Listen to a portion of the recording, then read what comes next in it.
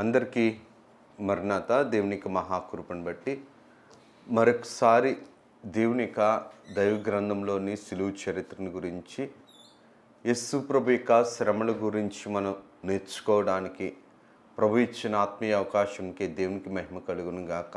ఆమేన్. మత్తయి సువార్త 26వ అధ్యాయము 59వ వచనం నుండి చదివితే గనక, ప్రధాన యాజకులను మహాసభ వారందరూ యేసును చంపవలనని ఆయనకు విరోధముగా అబద్ధ సాక్ష్యము వెదుకుచుండిరి. కానీ అబద్ధ సాక్షులు అనేకులు వచ్చినను సాక్ష్యమేమియో దొరకలేదు. ప్రార్థన చేసుకున్నారు. సర్వకృపానిధి, దయగలిగిన తండ్రి, కృపగలిగిన తండ్రి, మీ ఘనమైన నామమునకు వందనాలు, స్తుతులు, స్తోత్రములు, ప్రణతులు, వినుతులు, కృతజ్ఞతలు చెల్లించుకొనుచున్నాం నాయన. కొద్దివారము నైనా నీ సత్యమునకు లోబడు సాక్షులుగాను, నీ సత్యమును నిన్నును వెంబడించు నాయనా ఆత్మానుసారమైన సాక్షులుగాను మేము ఉండగలుగునట్లు పరిశుద్ధాత్మ తండ్రి గారి యొక్క వశంలోనికి మమ్మల్ని చేర్చుకొని, ఆత్మ తండ్రి గారి యొక్క సాక్షులుగా మీరే మమ్మలను పరిశుద్ధాత్మ కౌగిల్లోనికి మమ్మల్ని మలుచుకొని మీరు మహిమను, ఘనతను, కీర్తిని, ప్రభావములను పొందుమని మహిమనాథుడును శ్రేష్ఠ పాలకుడును ఏకరక్షకుడుగు యేసునామమున అడుగుచున్నాము తండ్రి. ఆమేన్. త్రిత్వ దేవుని దీవెన ఆశీర్వాదములు, శుభములు, మేలులు, ఉపకారములు, తలంపులు, తలాంతులు, ధన్యతలు ప్రభు నిండుగా మెండుగా అనుగ్రహింపచేసి ప్రభు మహిమ పొందును గాక. ఆమేన్. దేవుని యొక్క సిలువ చరిత్ర విశ్వాస యొక్క జీవితానికి ఒక మాదిరి. దేవుని యొక్క సిలువ చరిత్ర విశ్వాస యొక్క జీవితానికి మేలుకరమైనది, ఓర్పును, నేర్పును సహింపచేసేది. దేవుని సిలువ చరిత్ర లోకమును, పాపమును సిగ్గుపరిచింది. దేవుడి యొక్క సిలువ చరిత్ర పాపికి ఆదరణ ఇచ్చేది, సత్యము వైపు నడిపించగలిగింది. దేవుని యొక్క సిలువ చరిత్ర యేసుక్రీస్తు ప్రభు సిలువ వేయబడక ముందు ఈ యొక్క 6 తీర్పులు పొందిన తర్వాత, ఈ 6 తీర్పులు పొందటానికి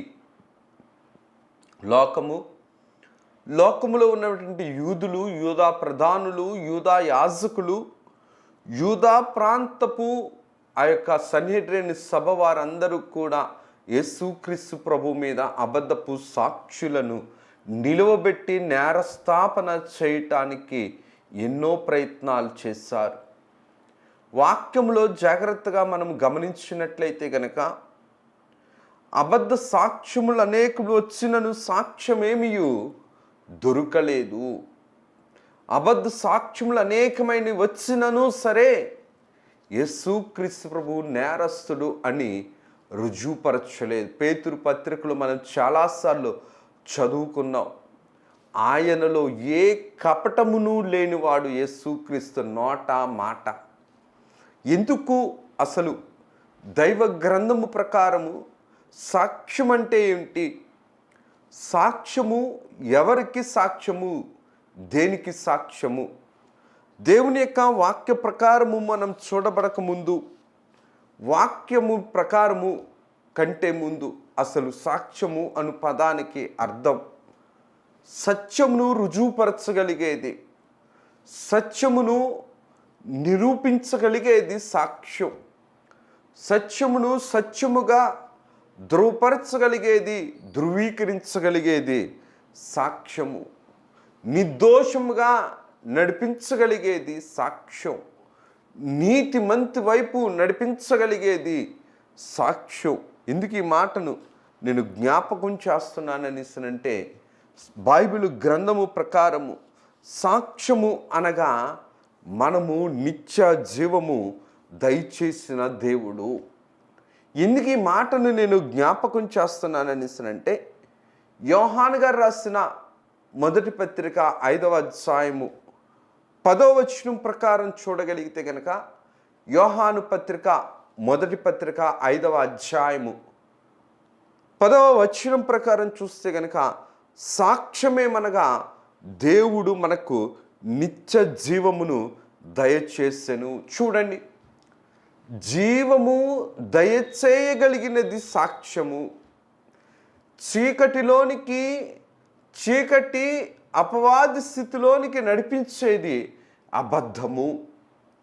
బైబిల్ గ్రంథము ప్రకారము యోహాను గారు అంటున్న మాట, యోహాను గారి ద్వారా దేవుడు రాయించిన మాటను మనం చూడగలిగితే గనక సాక్ష్యము అనగా జీవము వైపు నడిపించగలిగేది, జీవమును వైపు పోషించగలిగేది.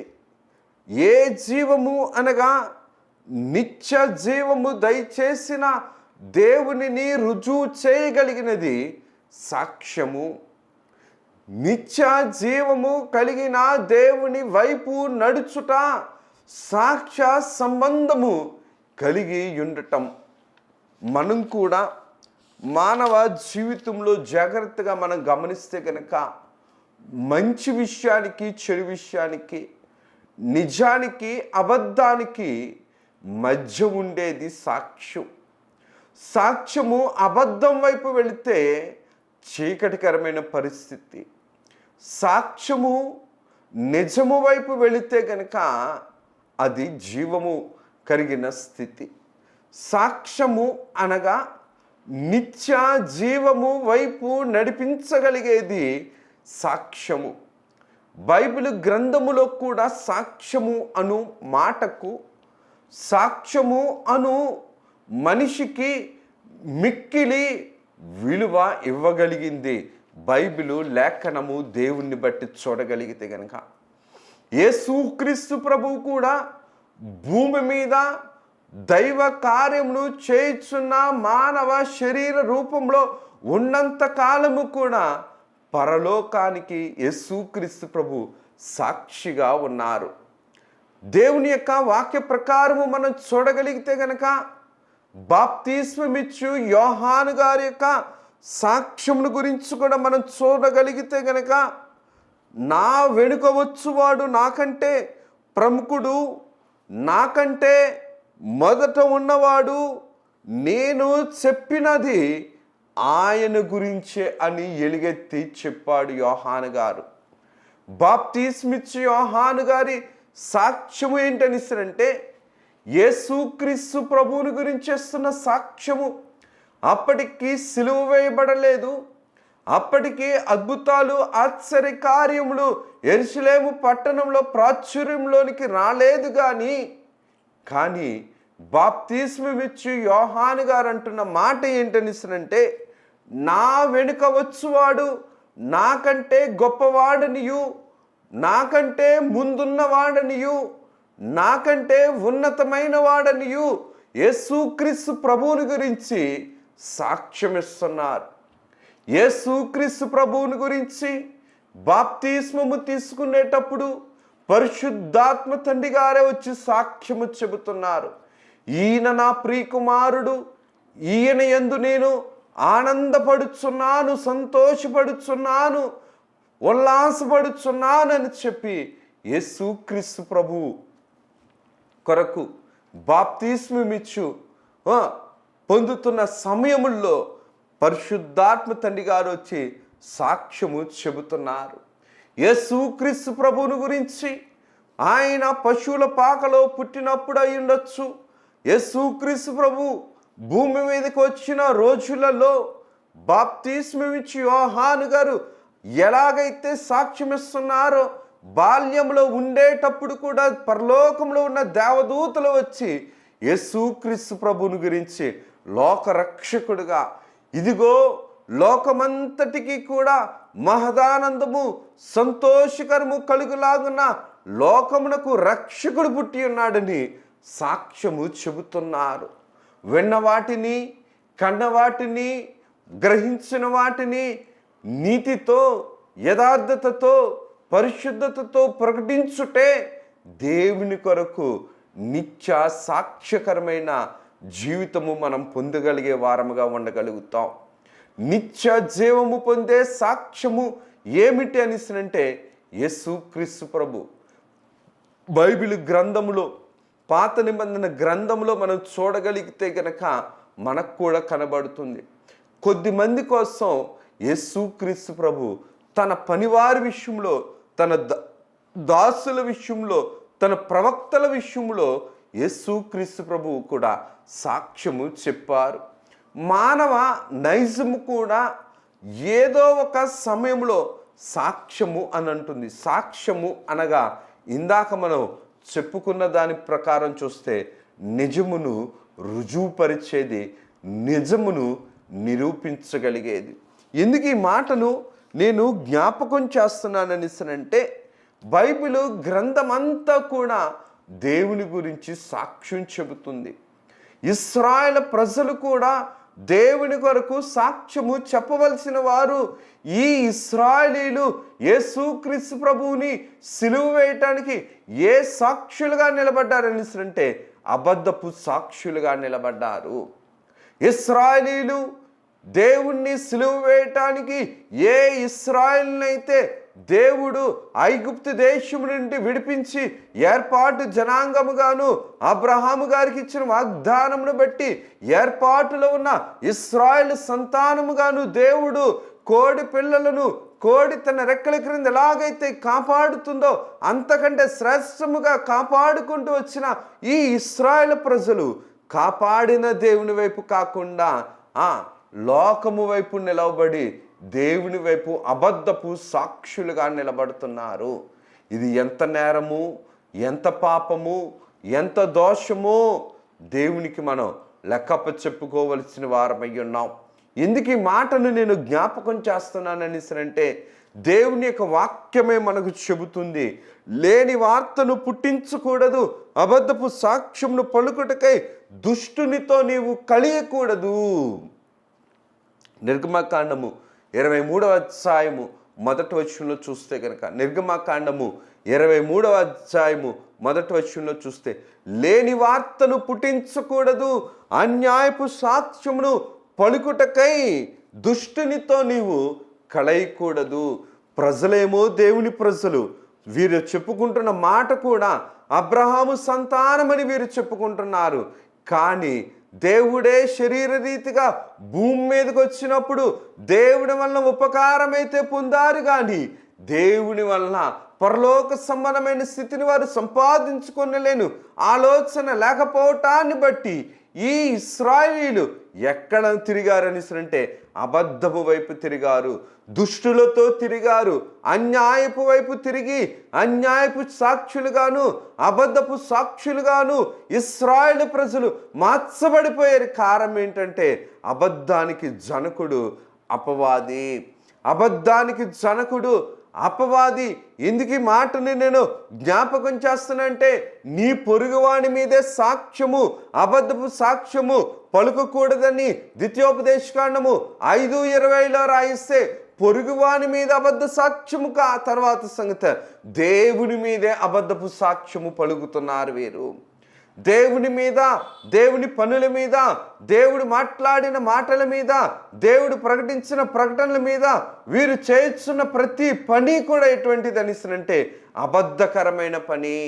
అబద్ధకరమైన మాటను దేవుని నిలబెట్టే పని కాదు, కానీ దేవుని పనిని, దేవుని కార్యక్రమమును విలువ తక్కువగాను, బలహీనముగాను, ఆయాసకరముగాను, బలహీనపరిచే మాటలు, బలహీనపరిచే పనులు వీరు చేశారు. కాబట్టి వీరు ఏమి విత్తారో ఒకరోజు వీరి బిడ్డలు కూడా హిట్లర్ కాలానికి వచ్చేటప్పటికి ఆ ఫలాన్ని రుచి చూచారు వీరి నోటి మాటను బట్టి.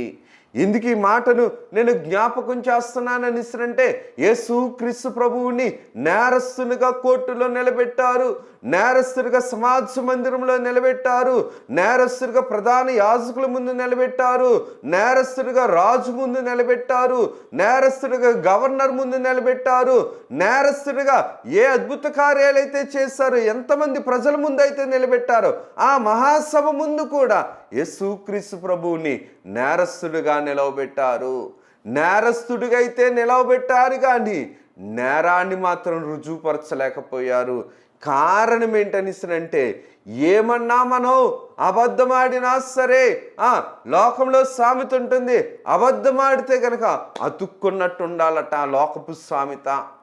కానీ బైబిల్ గ్రంథము చెబుతున్న మాటను మనం జాగ్రత్తగా గమనిస్తే కనుక ద్వితీయోపదేశకాండము 19 అధ్యాయము 15వ వచనంలో చూస్తే కనుక 19వ అధ్యాయము 17వ వచనంలో చూస్తే కనుక ఎవరైనా గనక సాక్ష్యము చెప్పాలంటే ఒకళ్ళు చెబితే సరిపోదు, ఇద్దరికి మించి లేదంటే ముగ్గురు ఉండాలి. ఆ ముగ్గురు కానీ ఇద్దరు కానీ చెప్పినప్పుడే ఆ సాక్ష్యానికి బలం. కనీసం యేసుక్రీస్తు ప్రభు మీద మోపిన 6 నేరాలలో ఒక్క నేరమును కూడా రుజువుపరచడానికి ఎవరు కూడా లేరు. ప్రధాన యాజకులు, మహాసభ వారు అందరూ ఉన్నారు. కనీసం అధికారుల దగ్గరకు వచ్చిన యేసు ప్రభు శిష్యుడైనటువంటి ఇస్కరియోతు యూదా కూడా ఆ సమయంలో దేవుని తరపున మాట్లాడలేకపోయాడు. ఇందుకు ఈ మాటని నేను జ్ఞాపకం చేస్తున్నాననిసనంటే లోకమంతా కూడా అపవాది విషయంలో ఉంది. మానవులందరూ కూడా అపవాది వశంలో ఉన్నారు. అక్కడ ఉన్న అధికారులందరూ కూడా అపవాది వశంలో ఉన్నారు.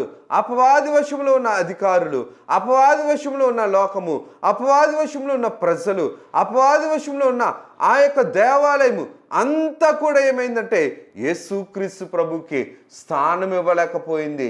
యేసుక్రీస్తు ప్రభువుని నిజమైన దేవుడిగా చూడలేకపోయింది. ఒకప్పుడు యేసుక్రీస్తు ప్రభు తన గురించి తను చెప్పుకోవడమే కాదు, ప్రభు అంటున్న మాట, నన్ను గురించి నేను సాక్ష్యము చెప్పుకున్నవాడను, నన్ను పంపిన తండ్రి నన్ను గురించి సాక్ష్యం ఇచ్చుచున్నాడని చెప్పిననిసి యోహాను 8వ అధ్యాయము 18వ వచనంలో మనం చూడగలుగుతాం. నన్ను గురించి రుజువుపరుస్తున్నవాడు, నన్ను పంపినవాడు, నన్ను నడిపిస్తున్నవాడు, నాకు కార్యములు జరిగిస్తున్నవాడు, నా యందు ఉన్న తండ్రి, నాలోను తండ్రి ఉన్నాడు, నేను తండ్రి యందు ఉన్నాను, నా యందు ఎవరుంటారో వారు కూడా తండ్రి యందు ఉన్నవారు అనేసి దేవుడు అంటున్నమాట. అందుకని అంటాడు, నేనే మార్గము, నేనే సత్యము, నేనే జీవము. యేసుక్రీస్తు ప్రభు త్రిత్వమై ఉన్నాడు. తండ్రిగా పనిచేస్తాడు, కుమారుడిగా రక్షణ ఇచ్చాడు, ఆత్మీయ తండ్రిగా ఆయన తండ్రి స్థానంలోనికి మనల్ని తీసుకుని వెళ్తున్నాడు. ఏ పాపమైతే మనల్ని దూరము చేసిందో ఆ పాపము నుంచి మనల్ని విడుదల చేయించి, ఆ పాప ఫలితముల నుంచి విమోచన కలిగించి, తిరిగి పాప స్థలము నుండి ఉత్తమ స్థలమునకు అనగా తండ్రి ఉన్న స్థలములోనికి నడిపించగలిగేది ఎవరనిసనంటే ఆత్మ తండ్రి అయినటువంటి పరిశుద్ధాత్మ తండ్రి గారు. ఎందుకు ఈ మాట నేను జ్ఞాపకం చేస్తున్నాననిసనంటే దేవుని యొక్క ఆత్మీయ కార్యక్రమం గురించి చూడగలిగితే గనక పిలాతు దగ్గరికి వచ్చినప్పుడు కూడా, పిలాతు నీవు రాజువా అని ఆయన అడుగగా, యేసు నీవన్నట్లే నేను రాజునే, సత్యముల గురించి సాక్ష్యం ఇచ్చుటకు నేను పుట్టి తిని ప్రభు అంటున్న మాట. యేసుక్రీస్తు ప్రభు రాజు ఎదుట నిలువబడి ప్రభు అంటున్న మాట ఏంటనిసరంటే, నీవు రాజు అంటే, అవును నేను రాజునే. దేనికి రాజునంటే సత్యానికి రాజుని, నీతికి రాజుని, యథార్థతకు రాజుని, పరిశుద్ధతకు రాజుని, న్యాయానికి రాజుని, పరలోకానికి రాజుని, రాజులకు రాజును, ప్రభువులకు రాజును, పరలోక పరిశుద్ధతకు రాజును, సర్వ సృష్టికి రాజును నేనే, ప్రభువులకు ప్రభువుని నేనే అనిసని అంటున్నాను. ఎందుకు ఈ మాటని నేను జ్ఞాపకం చేస్తున్నాను అనిసనంటే, యేసుక్రీస్తు ప్రభు అంటున్న మాట ఏంటనిసరంటే, నేను సత్యానికి రాజుని. మీరు అబద్ధం ఆడచ్చు, మీరు అపవిత్రపరిచిన వారై ఉండొచ్చు, కానీ సత్యము సత్యమే. అబద్ధము సత్యాన్ని ఒప్పుకున్నా ఒప్పుకోకపోయినా, సత్యము అబద్ధాన్ని సత్యాన్ని అబద్ధము స్వీకరించినా స్వీకరించకపోయినా సత్యము సత్యమే. సత్యము సత్యమే. ముత్యాన్ని తీసుకుని వెళ్ళి పెంటలో వేసిన ముత్యము ముత్యమే. ముత్యాన్ని తీసుకుని వెళ్ళి బురదలో వేసిన ముత్యము ముత్యమే. ముత్యాన్ని తీసుకుని వెళ్ళి నేల మీద వేసిన సత్యము సత్యమే. ముత్యాన్ని తీసుకొని బంగారంలో పెట్టినా సరే ముత్యము ముత్యమే. ముత్యము స్వభావము ఎప్పుడూ మారిపోదు. అలాగున్నే యేసుక్రీస్తు ప్రభు చుట్టూరు కూడా ఎన్ని అపవాద శక్తులు ఉన్నా, ఎన్ని అంధకార శక్తులు ఉన్నా, ఎంతమంది అబద్ధపు పరిస్థితులు ప్రతికూలంగా ఉన్నా సరే వాటన్నింటిలోనూ కూడా అనుకూలత ఏంటనిసరంటే యేసు ప్రభువులో ఉన్న సత్యము. యేసు ప్రభు సత్యవంతుడు, యేసు క్రీస్తు ప్రభు సత్యమై ఉన్నాడు. ఏంటి సత్యం అనేసరంటే నిత్య జీవానికి సత్యము, నిత్య జీవానికి సాక్ష్యము, నిత్య సత్యానికి సాక్ష్యము ఎవరనిసనంటే యేసుక్రీస్తు ప్రభు. అందుకనే దేవుని యొక్క వాక్య ప్రకారము మనం చూడగలిగితే గనక అపోస్తలుడైన పౌలు గారి విషయంలో శిష్యులు కూడా చాలా చోట్ల ఏమంటున్నారు అనేసరంటే మీరు జీవాధిపతిని చంపితిరి గాని దేవుడు ఆయనను మృతుల్లో నుండి లేపాడు, అందుకు మేము సాక్షులము. చూడండి, అపోస్తల కార్యాల్లో మనం చూడగలుగుతాం. శిష్యులైన వారు సిలువ వేయబడిన యేసుక్రీస్తు విషయంలో అంటున్న మాట ఏంటనిసరంటే జీవాధిపతి కలిగిన యేసుక్రీస్తు ప్రభువుని మీరు సిలువ వేసి చంపేశారు కానీ ఆయన మృతులలో నుండి లేచెను, అందుకు మేము సాక్షులము. దేనికి సాక్షులు? దేవుని కనులను, దేవుని కార్యమును, అక్షయ దేహమును, పునరుద్ధాన శరీరమును, సిలువ వేయబడిన యేసుక్రీస్తు ప్రభువును, అద్భుతాలు చేసిన యేసుక్రీస్తు ప్రభువును, అలాగున్నే మృతులను బ్రతికించిన యేసుక్రీస్తు ప్రభువుకు సజీవమైన సాక్ష్యములు ఎవరనిసరంటే అపోస్తలులు. 12 మంది కూడా శిష్యులైన వారు. ఆ శిష్యులు ఇంకొంతమంది శిష్యులకు నేర్పిస్తున్న మాట ఏంటనిసరంటే దేవుడు సత్యవంతుడు, దేవుడి మాటను బ్రతికించేవారు, సత్యానికి సాక్ష్యవంతులు. ఇందుకు ఈ మాటను నేను జ్ఞాపకం చేస్తున్నాననిసరంటే యేసుక్రీస్తు ప్రభు గుడారము, యేసుక్రీస్తు ప్రభు యొక్క మందిరము ఇశ్రాయేలులకు ఇచ్చినప్పుడు ఆ గుడారానికి పెట్టిన పేరు కూడా ఏంటనిసరంటే సాక్ష్యపు గుడారము. అనగా నిజములోనికి వచ్చిన వారు, నిజాయితీలోనికి వచ్చిన వారు, యథార్థతలోనికి వచ్చిన వారు, జీవములోనికి వచ్చిన వారు. ఇశ్రాయేలీలందరూ కూడా లోకములో ఉన్నటప్పుడు అబద్ధికులతో ఉన్నారు, అబద్ధముగా ఉండిపోయారు. కానీ దేవుడు ఏర్పాటు చేసుకొని సాక్ష్యపు గుడారంలోనికి వారిని పిలుచుకునేటప్పుడు ఇశ్రాయేలీలు నిజమైన దేవుణ్ణి తెలుసుకున్నారు, నిజమైన సృష్టికర్త అయిన యెహోవాను తెలుసుకున్నారు, నిజమైన దేవుని కార్యక్రమాలను ఇశ్రాయేలీలు తెలుసుకున్నారు. ఆ స్థలము వారికి నేర్పించింది కాబట్టే దేవుని మందిరానికి ఉన్న పేరు కూడా ఏంటనిసరంటే సాక్ష్యపు గుడారము. ఎందుకు ఈ మాటను నేను జ్ఞాపకం చేస్తున్నాననిసనంటే పరిశుద్ధాత్మ తండ్రి గారు దేవుని యొక్క వాక్య ప్రకారము మనం చూడగలిగితే గనక పరిశుద్ధాత్మ తండ్రి గారు మనల్ని దేవుని వైపు నడిపించగలిగే వారై ఉన్నారు. ఇశ్రాయేలీయులను సృష్టికర్త అయిన యెహోవా పగలు మేఘస్తంభము గాను, రాత్రి అగ్నిస్తంభము గాను వారికి అన్ని అనుకూలతలన్నీ ఇచ్చి కూడా ఆ యొక్క అరణ్య మార్గములో వారిని నడిపించిన దేవుడు. చేపలు పట్టు శిష్యులను, లోకము దృష్టిలో పామరులుగా ఉన్న ఈ యొక్క శిష్యులను యేసుక్రీస్తు ప్రభు పట్టుకొని ఎలాగ మలిచారనిసరంటే భూమిని తలక్రిందులు చేయు దైవ జనాంగపు శిష్యులు గాని యేసు ప్రభు యొక్క శిష్యులు భూమిని తలక్రిందులు చేయు పరలోకపు పటాలపు వారసులుగా యేసుక్రీస్తు ప్రభు మలిచారు. కారణం ఏంటనిసరంటే దైవస్థితికి సాక్షులు. మన ఆత్మీయ జీవితాన్ని మనం గమనించుకుంటే గనక దేనికి సాక్షులుగా మనం ఉంటున్నాం? అబద్ధానికి సాక్షులుగా ఉంటున్నామా? లోకానికి సాక్షులుగా ఉంటున్నామా? పాపానికి సాక్షులుగా ఉంటున్నామా? పరిశుద్ధతకు సాక్షులుగా ఉంటున్నామా? యథార్థతకు సాక్ష్యముగా ఉంటున్నామా? దేవుని కార్యమును నిలబెట్టడానికి సాక్షులుగా ఉంటున్నామా? దేవుని కార్యక్రమమును పోషించడానికి సాక్షులుగా ఉంటున్నామా? దేవుని యొక్క క్రమమును నడిపించడానికి సాక్షులుగా ఉంటున్నామా? లేదంటే కనుక దేవుని క్రమమును వక్రీకరించి, దేవుని కార్యక్రమాలను కించపరిచి, దేవుని కార్యక్రమాలను బలహీనపరిచే అబద్ధపు సాక్షుల వరుసలలో మనం ఉండగలుగుతున్నామా? పాపానికి సాక్షులుగా ఉంటున్నామా? పరిశుద్ధతకు సాక్షులుగా ఉంటున్నామా? అక్షయమైన వాటికి సాక్షులుగా ఉంటున్నామా? క్షయమైన వాటికి సాక్షులుగా ఉంటున్నామా? క్రిందన్న వారికి సాక్షులుగా ఉంటున్నామా? పైనున్న వాటికి సాక్షులుగా ఉంటున్నామా? మనుషులకు సాక్షులుగా ఉంటున్నామా? దేవునికి సాక్షులుగా ఉంటున్నామా? మనిషి పనులకు సాక్షులుగా ఉంటున్నామా? దేవుని పనులకు సాక్షులుగా ఉంటున్నామా? శరీర పనులకు సాక్షులుగా ఉంటున్నామా? ఆత్మ సంబంధమైన కార్యములకు సాక్షులుగా ఉండగలుగుతున్నామా? ఇందుకు ఈ మాటని నేను జ్ఞాపకం చేస్తున్నా అంటే దేవుని యొక్క కార్యక్రమం మిక్కిలి గొప్పది, మహిమోపకరంగింది. యోహాను గారు రాసిన మొదటి పత్రిక 5వ అధ్యాయము 8వ వచనాన్ని చూడగలిగితే గనక, యోహాను గారు రాసిన మొదటి పత్రిక 5వ అధ్యాయము 8వ వచనాన్ని చూడగలిగితే, మనము మనుషుల సాక్ష్యము అంగీకరించున్నాము కదా, దేవుని సాక్ష్యము మరీ బలమైనది. దేవుని సాక్ష్యము ఆయన తన కుమారుని గురించి ఇచ్చినది. మనుషులు చెప్పే ఏ సాక్ష్యము మనము గొప్ప అనుకుంటున్నామో దానికంటే గొప్పది ఏంటనిస్తుందంటే దేవుని సాక్ష్యము మరీ బలమైనది. మనుషులు పాపానికి సాక్షులు అవ్వచ్చు, కానీ దేవుడు పరలోకానికి సాక్షుడు. పాపము గొప్పదా, పరలోకము గొప్పదా?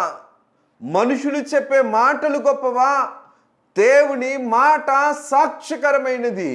దేవుని మాట గొప్పదా? అందుకనే యోహాను గారు అంటున్న మాట ఏంటనిస్తారంటే, మనము మనుషుల సాక్ష్యము అంగీకరించుచున్నాము కదా. మనుషుల సాక్ష్యాన్ని అంగీకరిస్తే దేవుని సాక్ష్యాన్ని మనం బలహీనపరుస్తాం. దేవుని సాక్ష్యాన్ని బలపరిచే వారమైతే మనుషుల మాటను, మనుషుల సాక్ష్యమును మనం లెక్క చెయ్యం. ఆనాడు ఇశ్రాయేలీయులు మనుషులను ఒప్పించడానికి అబద్ధము వైపు సాక్షులుగా ఉన్నారు. దేవుని త్రోసివేయటానికి అపవాది వైపు సాక్షులుగా మార్చబడ్డారు.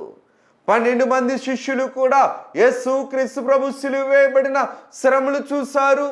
యేసుక్రీస్తు ప్రభు తిరిగి లేచిన తర్వాత అక్షయ దేహమును చూశారు. ఆయన ఆరోహణమైన స్థితిని చూశారు కాబట్టి, అక్షయమగు దేవుని వైపు చూశారు కాబట్టి వారి ఆత్మీయ జీవితాలు ఆశీర్వదింపబడ్డాయి. వారి ఆత్మీయ జీవితము సాక్షిగా మలచబడింది. మనం దేనికి సాక్షులుగా ఉన్నాం? ఎవరికి సాక్షులుగా ఉన్నాం? దేని విషయంలో సాక్షులుగా ఉన్నాం? మనల్ని మనం గమనించుకోవలసిన వారమై ఉన్నాం. అందుకనే దేవుడు రాయించిన మాట ఏంటంటే, ఆత్మ సత్యము కనుక సాక్ష్యమిచ్చువాడు ఆత్మయే. ఆత్మ సత్యము కాబట్టి సాక్ష్యమిచ్చువాడు ఆత్మయే.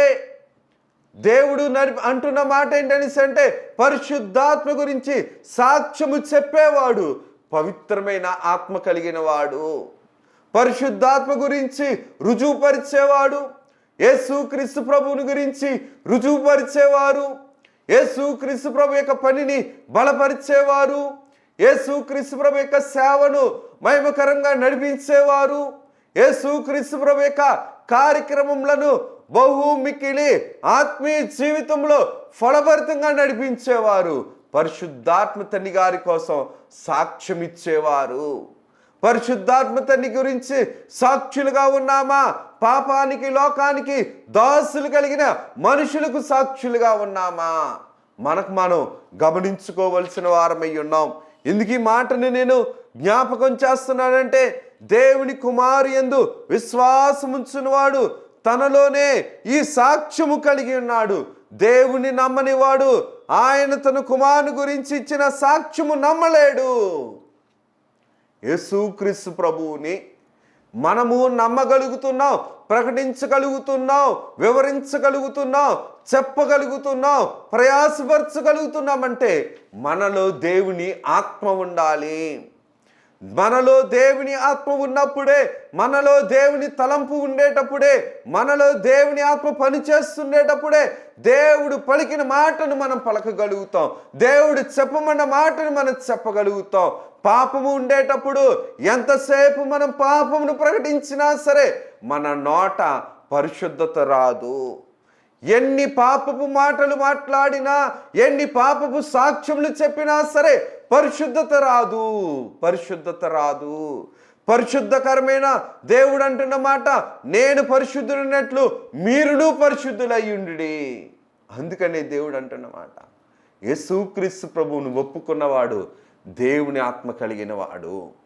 యేసుక్రీస్తు ప్రభు యొక్క వాక్యమును ప్రకటించగలిగిన వాడు, దేవుని మాటను ఒప్పుకున్నవాడు, యేసుక్రీస్తు ప్రభు యొక్క మాటను బ్రతికించువాడు, దేవుని ఆత్మ కలిగిన వాడు, దేవునికి సాక్షికరంగా ఉన్నవాడు.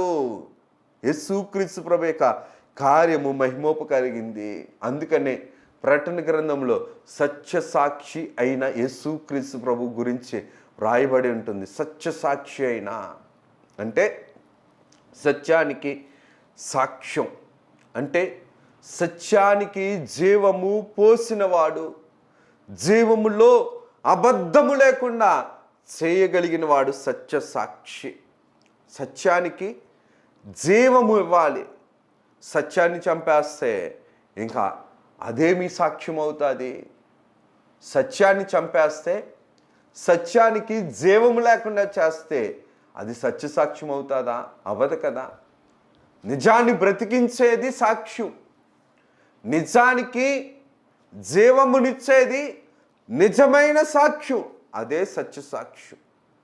యేసుక్రీస్తు ప్రభు నిజమైన వాడు, సత్య సాక్షి అయిన యేసుక్రీస్తు ప్రభు. ప్రకటన గ్రంథంలో మనం ఈ మాటను చూస్తాం. సత్య సాక్షి అయిన యేసుక్రీస్తు ప్రభు సత్య సాక్షిగా ఉన్నవాడు. మనల్ని సత్యము వైపు నడిపించడానికి, సత్యము కోసము హతసాక్షి అయిపోయాడు. అనగా మన పాపమును పరిహారము చేయటానికి, మనల్ని సాక్షులుగా మలచడానికి యేసుక్రీస్తు ప్రభు సాక్షి హతమైపోయాడు. బైబిల్ గ్రంథంలో కొంతమంది మనం హతసాక్షులను చూస్తాం. హతసాక్షి అనగా సత్యము కోసము అన్యాయముగా హతము కావటం, సత్యము కోసము అన్యాయముగా హతము చేయబడిన సాక్షి. సత్యము కోసం లోకమంతా యేసుక్రీస్తు ప్రభువుని అన్యాయముగా చంపేసింది. యేసుక్రీస్తు ప్రభు సత్యానికి సాక్షి. యేసుక్రీస్తు ప్రభు సత్యము కోసము హతమైపోయిన వాడు. బైబిల్ గ్రంథంలో మనం కొంతమందిని చూస్తాం. హేబేలు వంటి వారు, ఇర్మియా గారి వంటి వారు, హిజ్కేల్ గారి వంటి వారు, స్టెఫన్ వంటి వారు, పేతురు గారి వంటి వారు, ఇలాగ కొంతమందిని మనం చూడగలుగుతాం. వీరు సత్యము కోసం తమ ప్రాణాలను అర్పించగలిగారు. సత్యసాక్షి, హతసాక్షి, అబద్ధ సాక్షి. అబద్ధానికి జనకుడు అపవాది, అబద్ధానికి జీవము పోసిన వాడు అపవాది. ఎందుకు ఈ మాటను నేను జ్ఞాపకం చేస్తున్నాననిసనంటే, సాక్ష్యపు గుడారంలోనికి శ్రేష్ఠుడిగా వచ్చిన వాడు యేసుక్రీస్తు ప్రభువే. ఆనాడు సృష్టికర్తగా సత్య సాక్షిగా సాక్ష్యపు గుడారంలోనికి వచ్చి ఇశ్రాయేలీయులను తన జనాంగముగా ఏర్పాటు చేసుకున్నాడు. క్రొత్త నిబంధనలోనికి వచ్చేటప్పటికి అన్యులను అందరినీ, యూదులందరినీ కూడా తన యొక్క సంఘములోనికి చేర్చుకొని అందరికీ రక్షణ ఇచ్చిన వాడు యేసుక్రీస్తు ప్రభు. సంఘములో ఉన్న వారందరికీ కూడా జీవపు దారలతో సత్యము వైపు నడిపించువారు ఎవరనిస్తారంటే పరిశుద్ధాత్మ తండ్రి గారు. ఎందుకు ఈ మాటను నేను జ్ఞాపకం చేస్తున్నాను అనేసినంటే, ప్రభువు రాయించిన మాట, అబద్ధ సాక్షులు అనేకులు వచ్చినను సాక్ష్యమేమియూ దొరకలేదు. సాక్ష్యమేమియూ దొరకలేదు. దేవునిలో లోపము, పాపము, నేరము, దోషము ఎత్తి చూపించడం అపవాది యొక్క స్థితి, లోకము యొక్క బుద్ధి. దేవుని మనుషులలో, దేవుని కార్యక్రమాలలో, దైవ జనాంగములలో, దైవ ప్రాంతాలలో, దైవ విషయాలలో లోపాలను, పాపాలను ఎత్తి చూపించువాడు అపవాది. కానీ దేవుడు ప్రేమ ఎప్పుడు ఎవరిని కూడా తృణీకరించలేదు. పాపివి అని దేవుడు అన్న మాట ఎవరి నోటను కూడా, దేవుని నోట ఎన్నడూ కూడా ఎవరి విషయంలో కూడా రానివ్వలేదు దేవుడు. కారణం ఏంటంటే, దేవుడు పవిత్రపరిచేవాడు, పరిశుద్ధపరిచేవాడు. పాపమును ఖండించాడు కానీ పాపిని దేవుడు నాశనం చేయలేదు. కానీ పాపిని నాశనం వైపు నడిపించడానికి దేవుణ్ణి ఎలా మలిచింది అనేసి నేరస్తుని మలిచింది. మనము మన బుద్ధితో, మన మనసుతో, మన స్థితితో ఒకరిని నేరస్తులు చేయటం అపవాది యొక్క స్థితి. దేవుడిని నేరస్తులు, ప్రభు అంటున్న మాట, నశించుచున్న దాన్ని వెతికి రక్షించటానికి మనుష్య కుమారుడు ప్రత్యక్షమయ్యాడు. యేసుక్రీస్తు ప్రభు రక్షించడానికి వస్తే రక్షించే రక్షకుడైన యేసుక్రీస్తు ప్రభువుని లోకమంతా కలిసి ఏం చేసింది అంటే నేరస్తుని చేసి నేరస్థాపన చేయటం అపవాది యొక్క బుద్ధి. నేరమును ఎత్తి చూపించి దేవుని యొక్క కార్యమును తీర్పు తీర్చడం, దేవుని కార్యక్రమాలలో బలహీనపరచడం అపవాది యొక్క స్థితి. దేవుడి కొద్ది మాటలు మన వినికిల్లో దీవించి ప్రభువు మహిమ పొందును గాక. ఆ మెచ్చిని ప్రార్థన చేసుకున్నారు. సర్వకృపానిధి దయగలిగిన తండ్రి, కృపగలిగిన తండ్రి, మీ ఘనమైన నామమునకు వందనాలు, స్తుతులు, స్తోత్రాలయ్యా. కొద్దివారు దీవించుము, ఆశీర్వదించుము, కనికరించుము, ప్రేమించుము, వర్ధిలింపచేయము. నీ కార్యక్రమాలతో నడిపించుకొని మమ్ములను నీ సత్యము వైపు, నీ యొక్క జీవము వైపు, నీ కార్యక్రమాల వైపు మీరు మమ్మల్ని నడిపించుకొని మీరు మహిమను, ఘనతను, కీర్తిని, ప్రభావములను పొందుమని మహిమనాథును, శ్రేష్ఠపాలకును, ఏకరక్షకుడు యేసు నామమున అడుగుచున్నాం తండ్రి. ఆమేన్. త్రిత్వ దేవుని దీవెన, ఆశీర్వాదములు, శుభములు, మేలులు, ఉపకారాలు, తలంపులు, తలాంతులు, ధన్యతలు ప్రభు నిండుగా అనుగ్రహం చేస్తూ ప్రభు మహిమ పొందును గాక. అందరికీ మరణాత.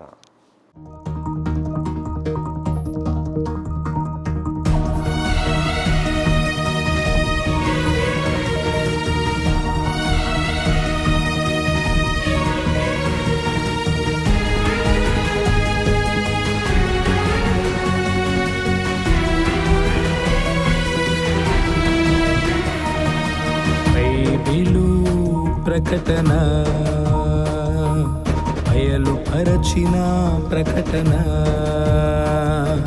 యేసయ్య ప్రకటన, దాసయ్య ప్రకటన, పరలోక ప్రకటన, పరిశుద్ధ ప్రకటన, యేసయ్య ప్రకటన, దాసయ్య ప్రకటన, పరలోక ప్రకటన, పరిశుద్ధ ప్రకటన.